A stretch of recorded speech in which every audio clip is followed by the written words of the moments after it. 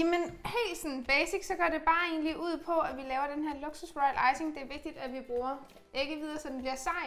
Så skal vi bruge en lille smule vand, og så skal vi bare tegne, og så hiver vi i det. Så vi laver sådan nogle flotte effekter på de her blomster. Blomster? Eller porcelænsblomster. Vi sagde, det skulle være magi. Ja. Det bliver totalt magi. Eller jeg glæder mig, for jeg har ikke prøvet det før, og du skal vise mig. Yes. Men jeg rører lige en Royal Icing. Det kan jeg godt finde ud af. Og så kan det være, at du vil hive marcipan ud af køleren. Modtaget. Sejere end den her, ikke? Jo. Nemlig jo.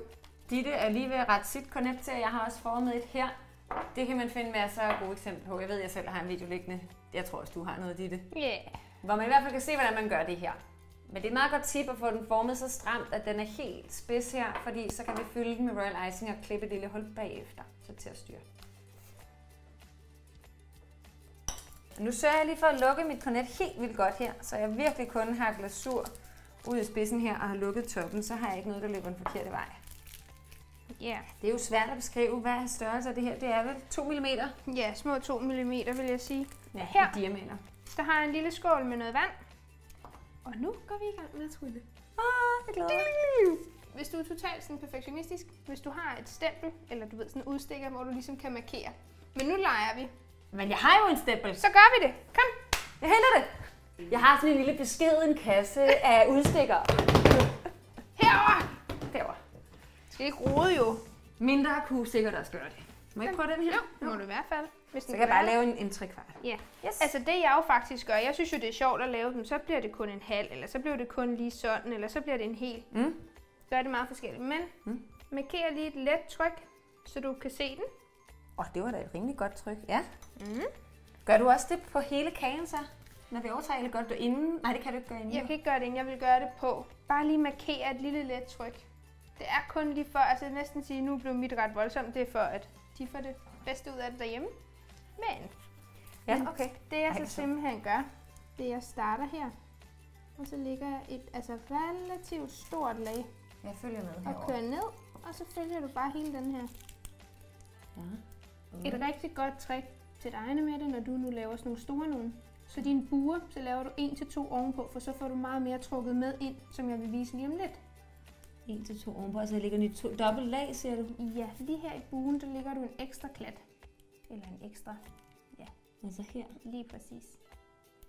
Okay, så jeg giver en lille ekstra derude i spidsen der. Yes. Og det er simpelthen fordi lige om lidt, når jeg skal vise. Ej, jeg synes det er sjovt. Sådan. Nu er min jo ret lille i forhold til din. Men den her skal altså ikke være smurt ind med vand. Den skal virkelig være sådan helt, ikke særlig meget. Bare lige have være fugtig. Okay. Og så holder man den på den her led.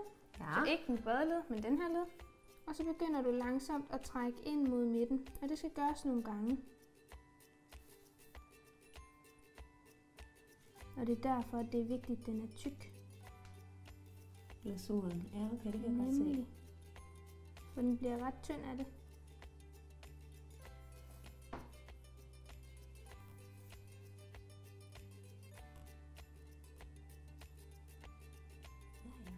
Det er helt sjovt. Det giver super fed effekt på sin kage. Eller småkage. Eller bolle. Men det er jo netop det, fordi nu ved jeg jo, nu er vi jo faktisk nede i den her video, hvor det er, at man har valgt at fordybe sig særligt i den her proces. Og så må du lige fortælle det, fordi det er jo noget med, du har en masse gode eksempler på, hvordan man kan bruge det her. Altså jeg synes jo faktisk, sådan et lille marcipanlåg her med en blomst på, vil jo være så fint. Både til en lækker bolle, det kunne være fastelavnsbolle, det kunne være en småkage. Det så jeg dig lave på tv. Det gjorde du faktisk, ja. Men jeg kunne også godt forestille mig, at man kunne bruge det som låg på dine cupcakes. Ja. Eller som vi nu vil gøre senere på vores flotte lavkage her. Altså, der er jo mange muligheder. Ja, fordi teknikken kunne jo også bruges uden at det var på marcipan. Det kunne også bare være direkte på en småkage for eksempel, ikke? Sagtens. Så får jeg sådan helt klat inde i midten. Den tager jeg altså lige og fjerner. Ja. Og så kører jeg trådene sådan helt ind mod midten. Sådan så min blomst sådan helt samles.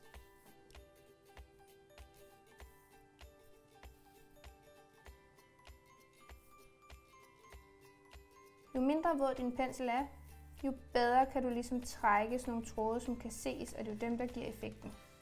en god idé. Nu kan jeg se, at Annemette begynder at komme i vanskeligheder, fordi hun tegnede begge sine blomster op på én gang. Og den her Royal Icing, den tørrer jo, når den kommer ud af posen, skulle jeg til at sige.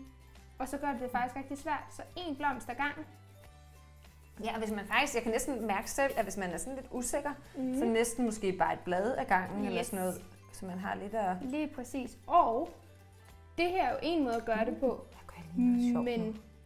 Men du kunne jo også, som Annemette, har alle mulige andre. Altså, nu kan jeg se, at du har en sommerfugl her. Den her sommerfugl kunne altså også få nogle fede tråde ind mod sin midte. Prøv at lave den. Jo, og hvad har du mere hernede? Har du et blad, Annemette? Ja, se her, jeg fandt lige et blad. Det laver vi lige. Det er sjovt. Markerer lige et lille blad. Sådan. Og tegner lige det op.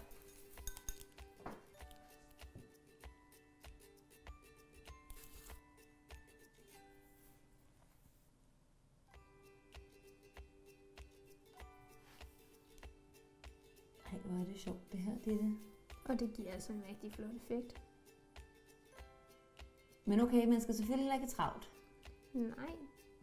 Men nogle gange skal man også forkæle sine øjne, når man skal have en kage, ikke? Ja. Eller sådan næsten. Og så kan man også lige forkæle sit OCD-præcisionsgen, som man muligvis har. Det kan godt ske, ja.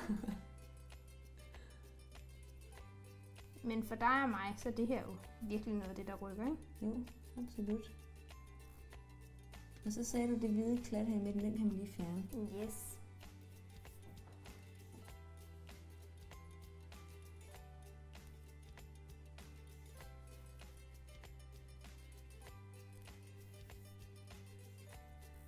Og det er jo det, som mig og Annemette har opfordret mange gange til.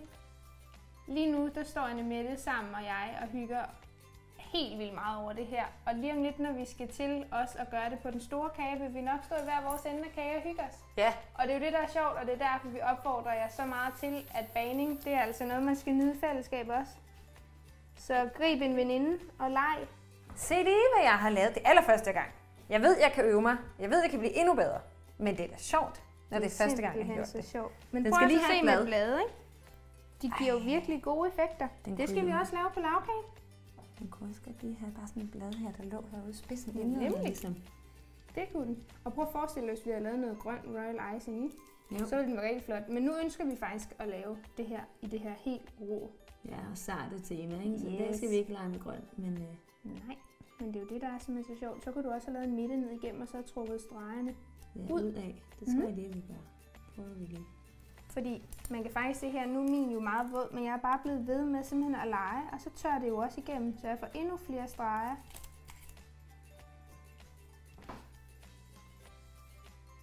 Altså jeg synes sådan her, det er skide sjovt.